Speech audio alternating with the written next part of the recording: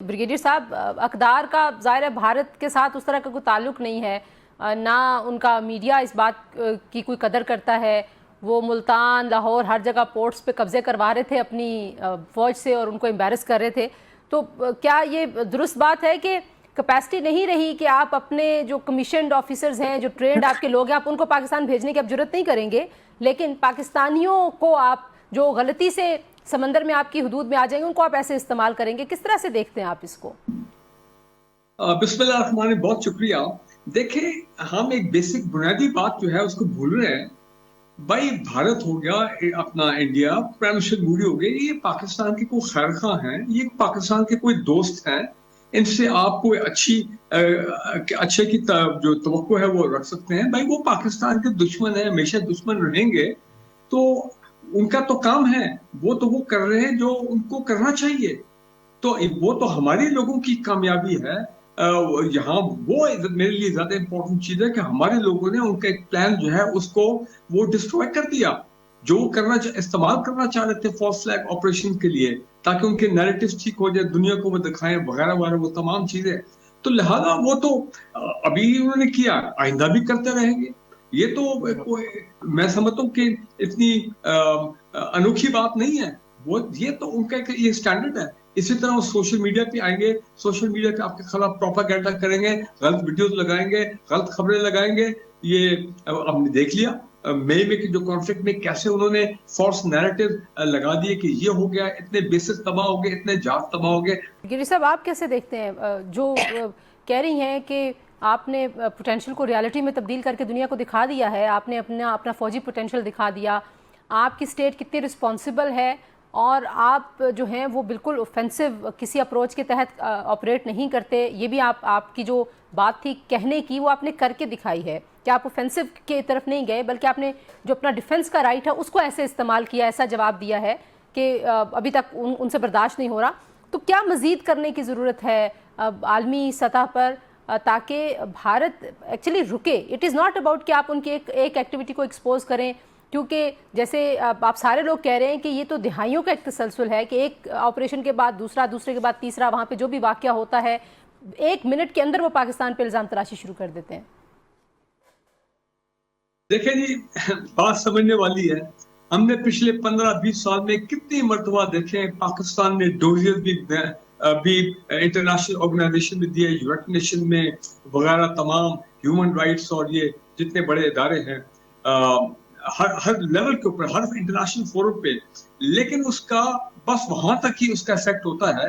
मुझे बताएं, आज तक कभी अमेरिका ने डायरेक्टली इंडिया को उस हवाले से कंडेम किया है कि जनाब आप वाया अफगानिस्तान, आप पाकिस्तान में ये दरअंदाजी बंद करें, दहशतगर्दी को जो सपोर्ट करें बंद करें?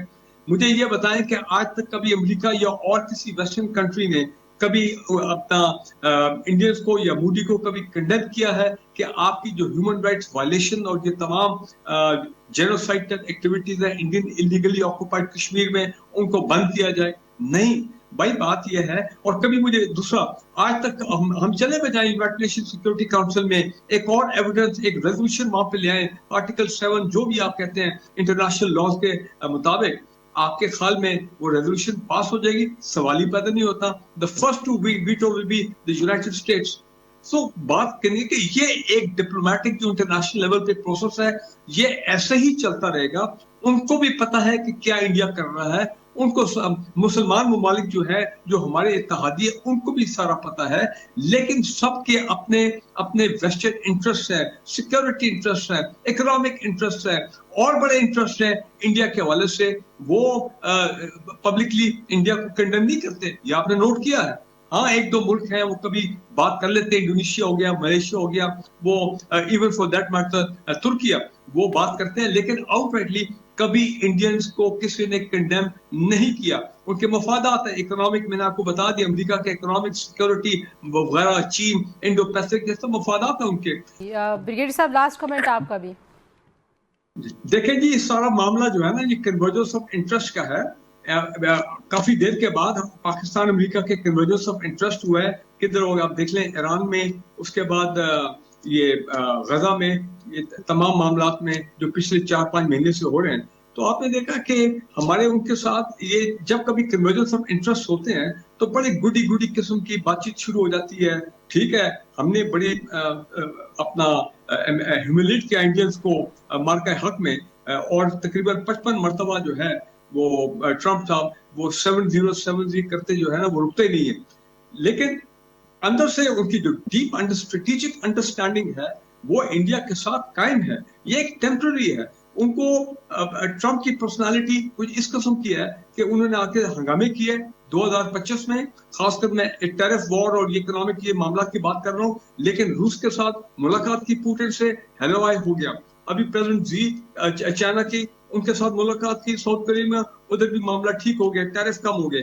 अब आप देखेंगे यहाँ पे इन्होंने इंडिया जो थोड़ा सा अपने आप को आइसोलेटेड फील कर रहा था या गुस्से में था कि जनाब ये बार बार ये हमारा 7-0 का करके हमें इतनी शर्मिंदगी होती है आवाम के सामने, तो ये एक उन्होंने उनको थोड़ा सा एक पॉजिटिव थोड़ा सा पैम्पर दिया कि भाई वो जो एग्रीमेंट है उसको जरा एक्सटेंड कर लो, 10 साल है, चलो अगले अपना अगले 10 साल के लिए।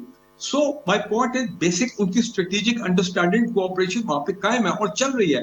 और पिछले चंद सालों में हमने बड़ी पैमाने पे देखा है कि अमेरिकन इक्विपमेंट जो है वो आया है to the Indian arm forces. अभी टाइम नहीं है कि मैं आपको सारी डिटेल बताऊं। और दूसरा चाइना का फैक्टर है। देखिए चंद हफ्ते पहले गालिबन चाइना और पाकिस्तान के दरमियान में बड़ा स्ट्रेटेजिक एक ऑलराउंड डिफेंस कोऑपरेशन का एग्रीमेंट भी हुआ था। आप उसको एग्रीमेंट कहें या जो भी कहें, तो लिहाजा सऊदी अरबिया और पाकिस्तान का भी हुआ है।